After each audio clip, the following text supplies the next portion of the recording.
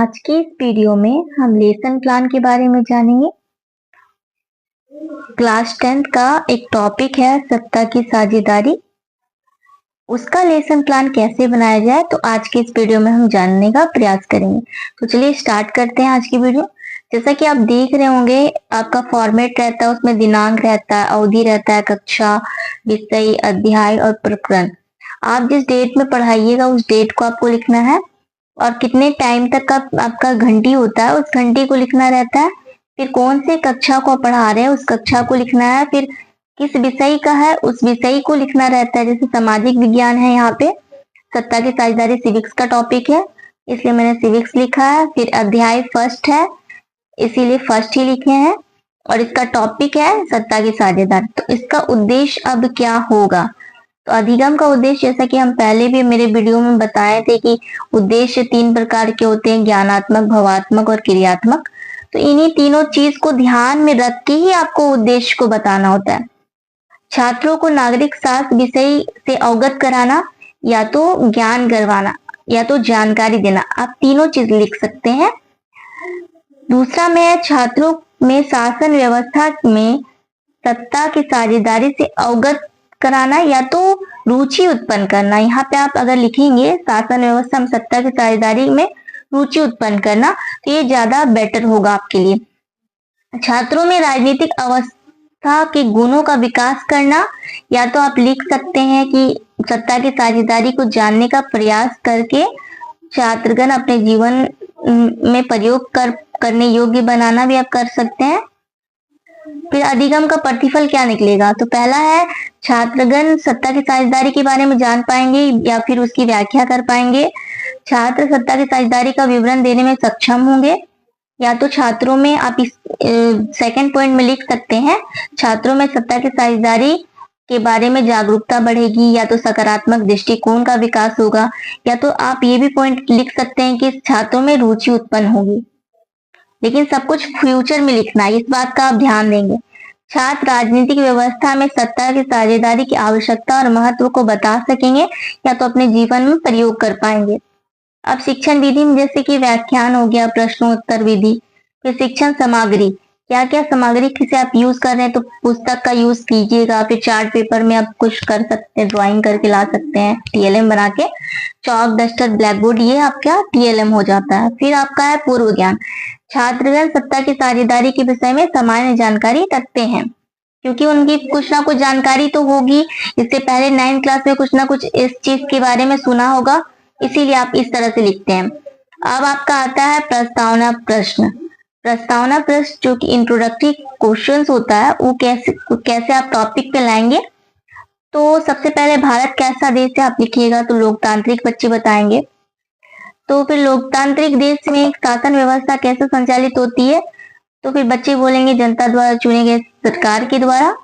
सरकार को सुव्यवस्थित ढंग से चलाने के लिए किस चीज की आवश्यकता होती है, तो बच्चे बताएंगे शक्ति की। शक्ति को नागरिक शास्त्र की भाषा में और क्या कहते हैं, सत्ता। इसके बाद एक और पॉइंट आप लिख सकते हैं, सत्ता की साझेदारी के विषय में आप और क्या जानते हैं, तो बच्चे मौन हो जाएंगे और आपका टॉपिक स्टार्ट हो जाएगा। बच्चों आज हम सत्ता की साझेदारी के विषय में चर्चा करेंगे। पहला पॉइंट, टीचिंग पॉइंट जो आपका यहाँ पे होगा, सत्ता की साझेदारी।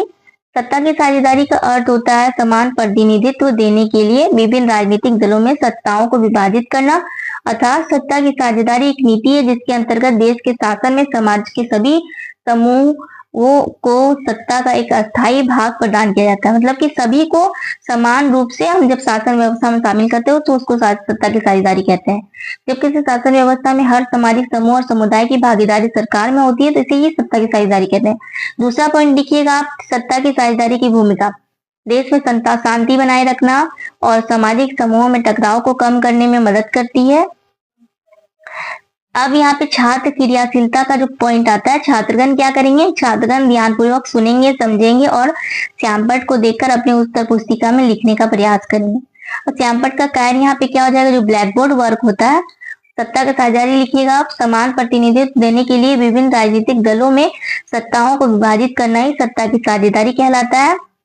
शक्तियों की साझेदारी सत्ता की साझेदारी है। अब मूल्यांकन के लिए जो प्रश्न होता है, अपेक्षित अधिगम का मूल्यांकन, तो आप यहाँ पे पूछ सकते हैं। सत्ता की साझेदारी के बारे में आप क्या जानते हैं? एक ही पॉइंट पूछिएगा तो भी चलेगा, अगर 2 पॉइंट पूछते हैं तो भी चलेगा। जिस तरह से टॉपिक रहता है आपका टीचिंग पॉइंट, उसके हिसाब से। यहाँ पे 2 टीचिंग पॉइंट है, इसलिए दो क्वेश्चन आप कर सकते हैं। फिर है सत्ता की साझेदारी में बेल्जियम और श्रीलंका। सेकेंड जो आपका टीचिंग पॉइंट बना था। बेल्जियम जो होता है यूरोप का एक छोटा सा देश है। इसका क्षेत्र हरियाणा राज्य से भी कम है। इसकी सीमाएं नीदरलैंड, यूक्रेन, जर्मनी के साथ लगती है। इसकी आबादी लगभग 1 करोड़ है, यानी हरियाणा की आबादी से करीब आधी। कुल आबादी का 59% डच भाषा बोलते हैं, जो फ्लेमिश इलाकों में रहते हैं। 40% लोग फ्रेंच बोलते हैं, जो बेलोनिया में रहते हैं, और 1% जर्मन बोलते हैं। बेल्जियम की राजधानी ब्रुसेल्स में 80% लोग फ्रेंच और 20% लोग डच भाषा बोलते हैं। इसमें छात्र क्रियाशीलता जो होगा, छात्रगण ध्यानपूर्वक सुनेंगे। फिर आता है आपका श्यामपट। ब्लैक बोर्ड वर्क में आप बेल्जियम बना दीजिएगा, लिख दीजिएगा। उसके बाद डच, फ्रेंच और जर्मन करके आप इस तरह से दर्शा सकते हैं। 59% डच भाषा है, फ्रेंच है 40% और जर्मन 1% है। उसकी राजधानी में भी आप इस तरह से डायग्राम के जरिए आप दिखा सकते हैं अपने ब्लैक बोर्ड में। और इम्पोर्टेंट पॉइंट जैसे बेल्जियम यूरोप का एक छोटा देश है, इस तरह से आप लिख सकते हैं। अब यहाँ पे आपका क्वेश्चन आएगा, अपेक्षित अधिगम का मूल्यांकन। तो पहला क्वेश्चन है, बेल्जियम कैसा देश है? यूरोप का एक छोटा सा देश है, ये आंसर बच्चे देंगे। आप क्वेश्चन कीजिएगा, बेल्जियम की सीमाएं किन किन देशों से लगती है? तो बच्चे उत्तर देंगे, अभी आपने पढ़ाया था इसलिए। इसके बाद दूसरा और पॉइंट आ जाता है आपका टीचिंग पॉइंट, बेल्जियम और श्रीलंका। अल्पसंख्यक फ्रेंच भाषी लोग तुलनात्मक रूप से ज्यादा ताकतवर और समृद्ध रहे। बाद में जाकर आर्थिक विकास और शिक्षा का लाभ पाने वाले डच भाषी लोगों को इस स्थिति में नाराजगी थी। इसके चलते 1950 और 60 में फ्रेंच भाषी लोगों के बीच क्या हुआ? तनाव बढ़ने लगा। बेल्जियम की तरह श्रीलंका में भी यही स्थिति थी। श्रीलंका एक द्वीपीय देश है। यह तमिलनाडु से कुछ किलोमीटर की दूरी पर स्थित है, जिसमें सबसे प्रमुख सामाजिक समूह सिंगली का है। इसकी आबादी 74% है।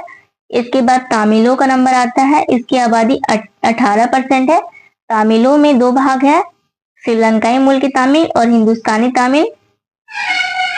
अब यहाँ में छात्र क्रियाशीलता में आएगा, छात्रगण ध्यानपूर्वक सुनेंगे, देखेंगे और या फिर अपनी उत्तर पुस्तिका में लिखेंगे।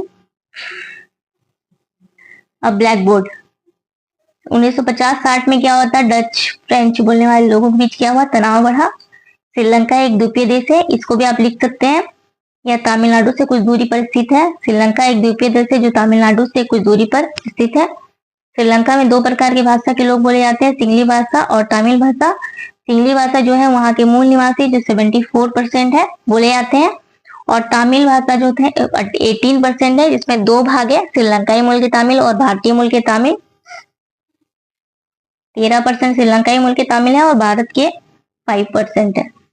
अब आप क्वेश्चन कीजिएगा फिर से बच्चों का मूल्यांकन के लिए। जो प्रश्न पूछा जाता है, फ्रेंच और डच बोलने वाले समूह के बीच तनाव कब बढ़ा?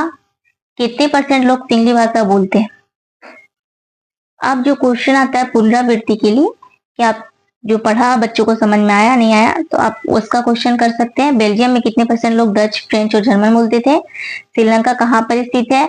एवं यहाँ पे तमिल भाषा बोलने की लोगों की संख्या कितनी है?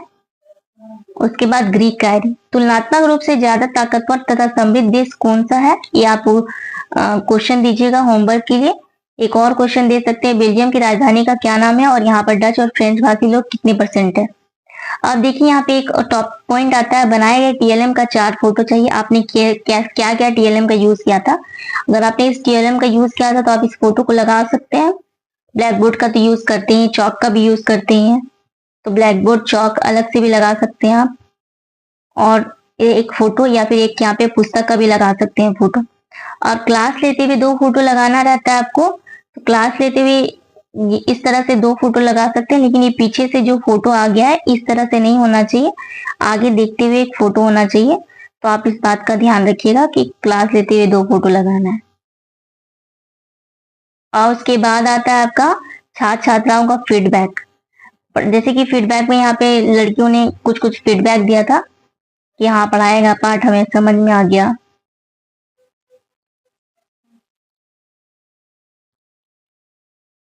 फिर जो बहुत सारे लोग अपने अच्छे से समझ में आ गया, सब अपने हिसाब से देते हैं। 5 बच्चों का लेना है आपको फीडबैक, और लास्ट में फिर जैसे कि जो अध्यापिका होती हैं, क्लास टीचर जो होती हैं, उनसे भी लेना रहता है, जो सब्जेक्ट टीचर है। जैसे कि आप देख रहे हैं यहाँ पे कैसा पढ़ाए थे, नहीं तो रेटिंग 4 मिला है। और यहाँ पे मैम ने टिप्पणी दी थी, छात्र अध्यापिका में शिक्षण अधिगम प्रक्रिया के प्रति रुझान दिखा और बच्चों को प्रभावशाली ढंग से पढ़ाने की तकनीक का प्रयोग करने की कोशिश की गई। इस तरह से आपको टिप्पणी ये मैम के द्वारा दिया जाएगा, जो आपके वहां पे ऑब्जर्व करेंगे वो देंगे। तो इन सारी चीजों का ध्यान रखिए आप। उम्मीद करती हूँ आपको ये वाला वीडियो पसंद आया होगा। अगर और कुछ जानना है तो आप कमेंट कर सकते हैं। आज के लिए बस इतना ही, धन्यवाद।